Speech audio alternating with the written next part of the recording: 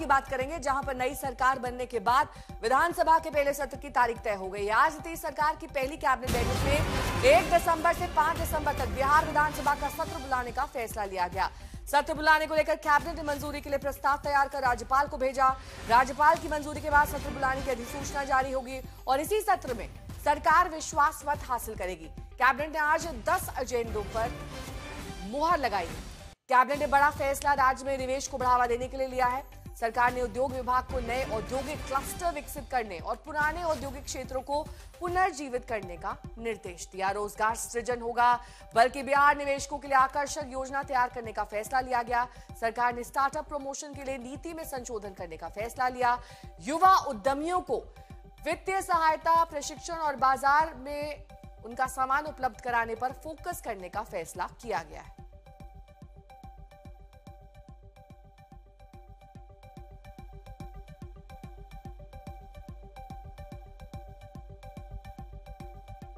तो विकसित होंगे नए औद्योगिक क्लस्टर, ये बड़े फैसले नीतीश कैबिनेट में लिए जाएंगे। इसके अलावा उद्योग और पुराने औद्योगिक क्षेत्र पुनर्जीवित किए जाएंगे।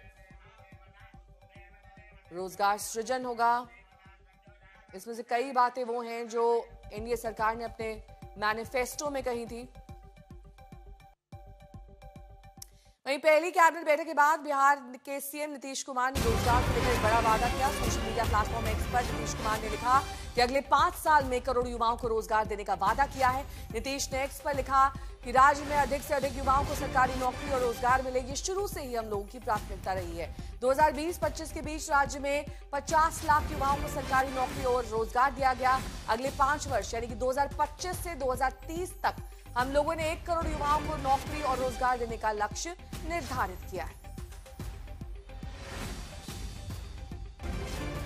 शशि भूषण मेरे सहयोगी जुड़ गए हैं तमाम जानकारी के साथ। शशि भूषण, ये तमाम वो बातें हैं जो मैनिफेस्टो में कही गई थी, अब अमली जामा इन्हें पहनाने की तैयारी हो रही है। बिल्कुल सही कहा नेहा आपने। और जब से बिहार में एनडीए की प्रचंड जीत हुई थी उसके बाद से लगातार हम बात भी कर रहे थे कि जो इंफ्रास्ट्रक्चर लेवल पे आधारभूत संरचना के लिए जो जरूरी काम है वो बिहार में पूरे हो चुके हैं। तो अब सबसे अहम जो कदम होगा सरकार की तरफ से वो नए निवेशों को बिहार में लाना, निवेशकों को बिहार में लाना, इंडस्ट्रियल डेवलपमेंट और साथ ही साथ जो रोजगार सृजन है वो कैसे सरकार करती है। और देखिए आज पहली कैबिनेट की बैठक हुई है, हालांकि लंबे इंतजार के बाद हुई। जब शपथ ग्रहण समारोह हुआ उसके बाद ही उम्मीद की जा रही थी कि बैठक हो जाएगी, लेकिन आज जो बैठक है उसमें न केवल एक प्रस्ताव जो राजभवन को जाता है विधानमंडल का सत्र बुलाने को लेकर के वो भेजा गया, बल्कि इसके अलावा जो 10 प्रस्ताव जो सामने आए उन प्रस्तावों में इंडस्ट्रियल डेवलपमेंट को लेकर के बड़े फैसले किए गए हैं। राज्य के अंदर जो 25 चीनी मिल जिनमें 22 से ज़्यादा बंद पड़े हैं उनको फिर से कैसे पुनर्जीवित किया जाए, कैसे वहाँ पर वो चीनी मिल काम करें, इसके लिए राज्य के मुख्य सचिव प्रत्यय अमृत की अध्यक्षता में एक कमेटी बना दी गई है और ये कमेटी इसको देखेगी और जल्द उस पर काम शुरू हो जाएगा।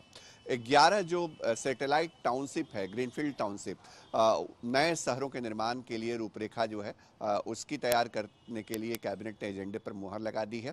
एंटरप्रेन्योरशिप के लिए भी सरकार ने पॉलिसी में बदलाव करने का फैसला किया है और साथ ही साथ जो एआई मिशन है, आर्टिफिशियल इंटेलिजेंस जिसकी चर्चा आजकल हर जगह हो रही है, उसके लिए भी सरकार ने कदम उठाए हैं। इस मिशन को भी आकार देने के लिए सरकार ने प्रस्ताव पर मुहर लगाई है और सेमीकंडक्टर से लेकर के जो तमाम तरह के उद्योग हैं उनको कैसे बिहार में लाया जाए, कैसे वो प्रोजेक्ट्स लगें, इस दिशा में भी सरकार ने पॉलिसी बनाने के लिए सहमति अपने कैबिनेट के अंदर दे दी है।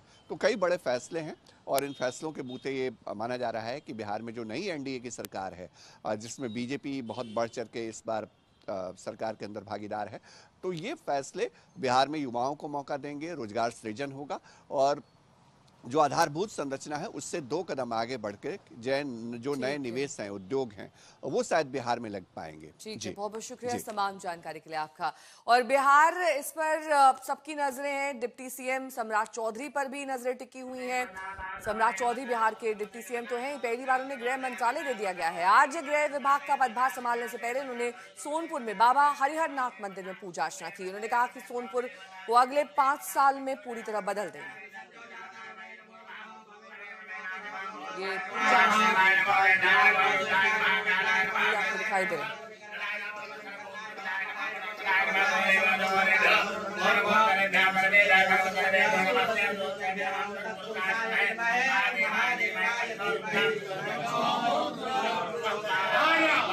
सोनपुर को मैंने गोद लिया एक तरह से। यहाँ मैरिन ड्राइव भी यहाँ बनाऊंगा। इस पूरे मंदिर के परिसर को भी पूर्ण रूप से कॉरिडोर बनाने का काम किया जाए और एक बड़ा शहर के तौर पर सोनपुर में एक बनाने का काम बिहार की सरकार करे।